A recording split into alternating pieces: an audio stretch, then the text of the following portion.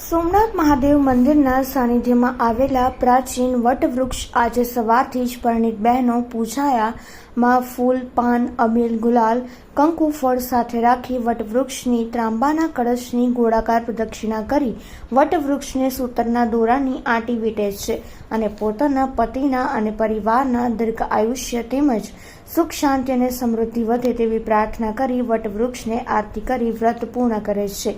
આ વ્રત દરમિયાન બહેનો ઉપવાસ રાખી આ વ્રત કરે છે। આજના દિવસે નવા વસ્ત્રો સાથે બહેનો વટવૃક્ષને જ મંદિરમાં ઉમટે છે।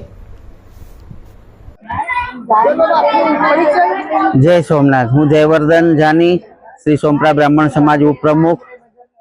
आज रोज वट सावित्री नु व्रत है। वट सावित्री एटले के सौभाग्यवती स्त्रीओ पोताना सौभाग्यनी दीर्घायुष्य, निरोगिता, पोताना परिवारनी सुख, शांति, समृद्धि अर्थे आ व्रत करे छे। लग्न कर्या बाद आ व्रत करवामां आवे छे અને ઘણા પ્રાંતની અંદર આ વ્રતને 3 દિવસમાં પણ ઉજવવામાં આવે છે।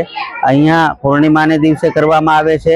આજે વટ સાવિત્રી અત્યારે સવારે 11:30 બાદ વટ સાવિત્રી એટલે કે પૂર્ણિમાનો પ્રારંભ થાય છે।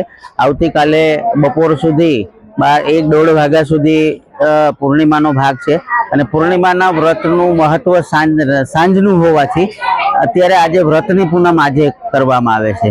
ઉદિત તિથિ એટલે સૂર્યોદય વખતની તિથિ એટલે કે આવતીકાલે પકડવામાં આવે છે। એટલે બધી સ્ત્રીઓ પોતાના સૌભાગ્યની દીર્ઘાયુષ્યની પ્રાપ્તિ હેતુ આજે એક ટાઈમ ઉપવાસ કરે છે, સાંજના એક ટાઈમ ભોજન કરે છે અને પોતાના પરિવારની સુખ, શાંતિ, સમૃદ્ધિ એવં પોતાના પતિના દીર્ઘાયુષ્યની સુખાકારી માટે પ્રાર્થના કરે છે। આ રીતે વટ સાવિત્રીનું વ્રત ઉજવવામાં આવે છે।